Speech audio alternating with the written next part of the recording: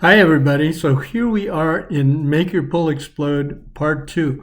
In the first video in this series, you were able to figure out how to get the bar from the floor up to power position.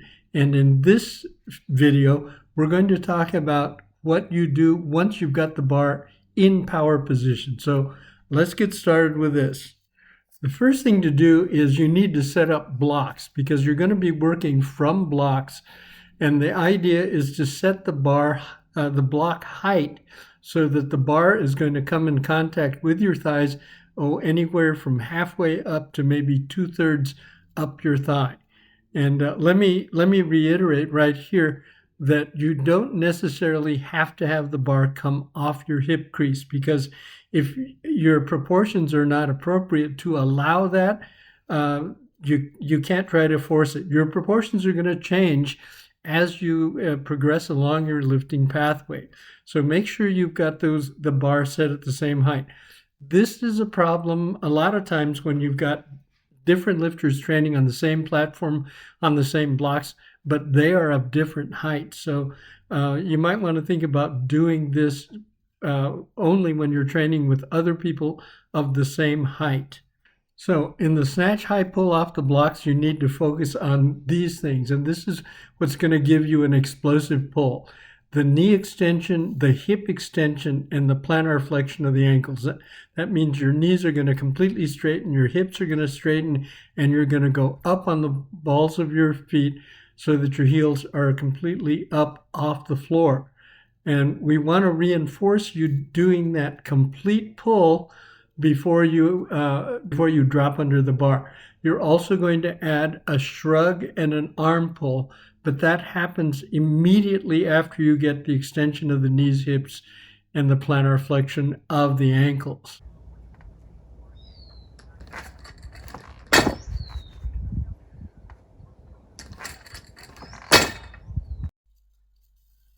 All right, now that you've mastered the snatch high pull off blocks, now you need to take the bar back down to the floor and work on the snatch high pull from the floor. I didn't mention this in the previous video, but when you start, you want to make sure that the bar is above the base of your big toe and that your shins are touching the bar at liftoff.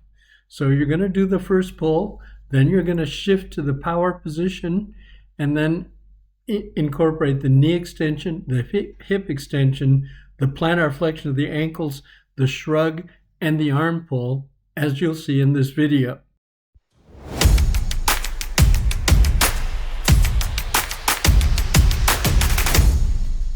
In this movement, we are adding the arms to what we do in the snatch extension. The lift will start at the floor, the bar is lifted to the knees, goes to the power position, and then a rapid extension of the hips and knees, followed by a contraction of the trapezius and an upward pull of the arms.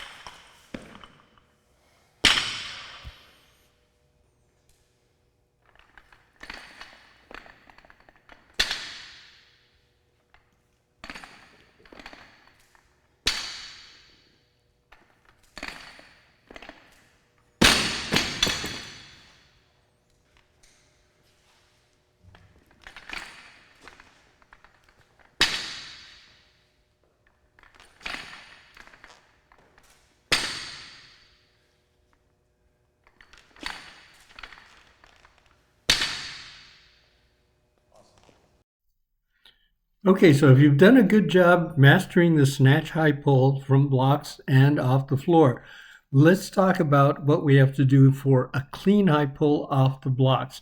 And pardon me if I keep re-emphasizing the same things, but it's absolutely imperative that you master these three things. So you're going to set the bar on the blocks so that it is approximately mid-thigh, or maybe a little bit lower because the grip is closer. So that's going to change your angle of your hips a little bit. And as you bring the bar off the blocks, You want to make sure that you push the floor down with your feet so that you get knee extension, hip extension together, and plantar flexion of the ankles, and then finally adding the shrug and the arm pull at the end. And you're going to have a much better arm pull because your grip is closer.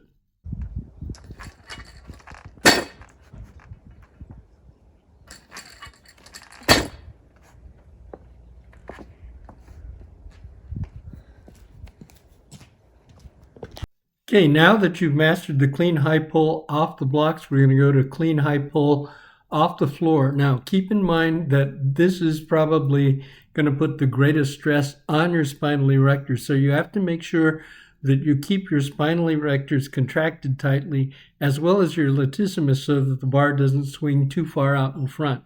You're going to do the first pull and then shift to power position and transition from that point into the high pull, which means you're going to have knee extension, hip extension, and plantar flexion of the ankles going on simultaneously, followed by a shrug and arm pull. And let me insert right now that if you don't get plantar flexion of the ankle, if you don't get up on the balls of your feet, you won't get a full extension of your hip, and that's going to affect the bar pathway. So let's try this exercise. Good luck with it.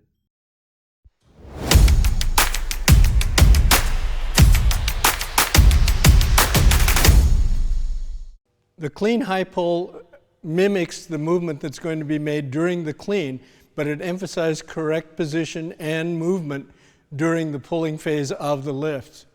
What we are looking for in this is to see if the athlete can move the bar as fast as he can once it gets to power position. We're vitally concerned with whether or not he holds position up to that point and then there's a rapid explosion.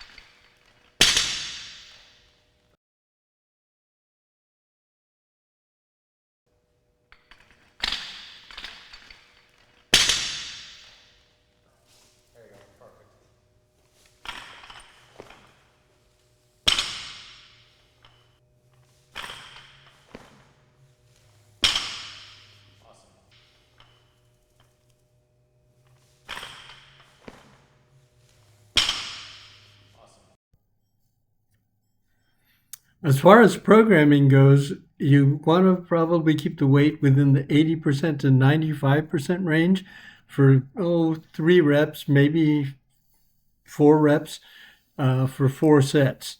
And these should be done after you perform power snatches, power cleans, snatches, or clean and jerks. The complete movements. So you want to use these to help reinforce your technique in the pull, but you don't want to have them interfere with your technique in snatches or cleans or power snatches or power cleans.